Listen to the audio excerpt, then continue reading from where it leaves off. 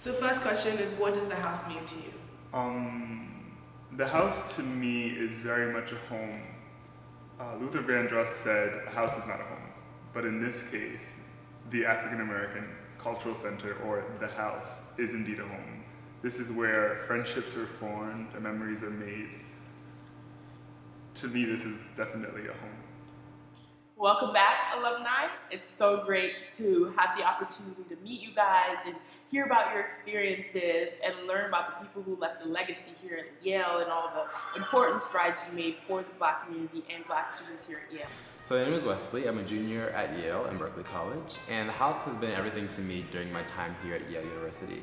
I started my freshman year here as a freshman ambassador on staff at the house, so I was able to get access to a lot of different people, upperclassmen, graduate students, but also a lot of different aspects of the university just from working at the house. So I learned a lot about Yale and a lot about the culture of the house, and I made some of my best friends who are now people I consider my family while working here my freshman year.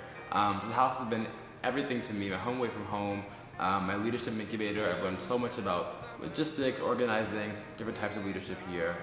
So I'm extremely appreciative and grateful for everything the house has given me and will continue to give me throughout the rest of my life. Students of the African diaspora, the house is a place where they can call home, a place where they can have meetings, a place where they can have dance parties, a place where they can, have study breaks and do all the fun things that they like to do, but also a place to relax and just study if they need to as well. So it's really just an open space that offers so much to all the students.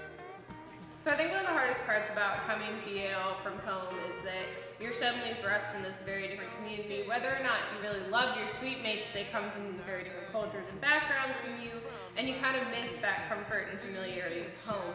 So I think one of the important things at the Atham House is it's been the place where I found people who've understood the most about how I grew up and what my family was like. And even though I don't necessarily eat soul food all the time, people who can come together and kind of have that background and just really understand my perspective and where I come from. And I think just giving you that little piece of home, the way home sounds and feels and the way people talk to each other, and just knowing that there's a place on campus where you can go and be with people who really remind you of yourself in a great way. I'd say the best adjective to describe the house and the Black community at Yale would be resilient. For obvious reasons, obviously, a minority population at an institution like Yale, you have to be resilient. You have to be very much so strong in yourself and in your identity to push forward and be successful.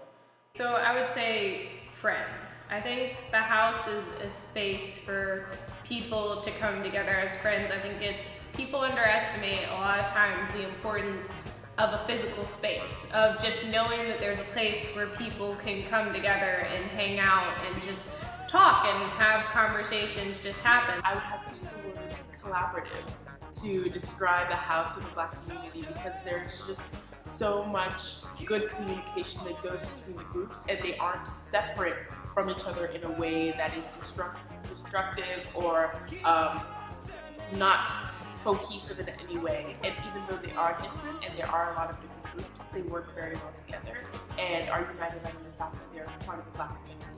Because people are interested in the diversity of the population, so people want to know exactly what it means to be a Southern Christian Black woman or a Jamaican person from New York. Like, those different parts of your identity are all really important to who you are, and I don't have to hide those when I'm here. I think the thing about the house sometimes is I think that people think that it will continue to exist in the abstract, that the house will always be there. And I think that can be true for the physical space, but not necessarily the emotional space. I think that it's something that has to be nurtured and maintained and loved. The community here doesn't just exist, it exists because we make it exist. And part of that is that at important moments like a 45th anniversary, we come back together and we say the things that have happened here. We tell stories, we greet each other, we make connections across generations, and I think that is something that's so important to this space that it would be a real tragedy if people didn't come. Because as the house in Yale evolves, it's really important to understand the continuity within the institution, and so we are really excited to hear what it was like when we were here so that we can continue to build and recreate the reason that the house was so successful and vibrant. And the last question is, what would you say to just welcome the alumni back for the 45th anniversary? Welcome home.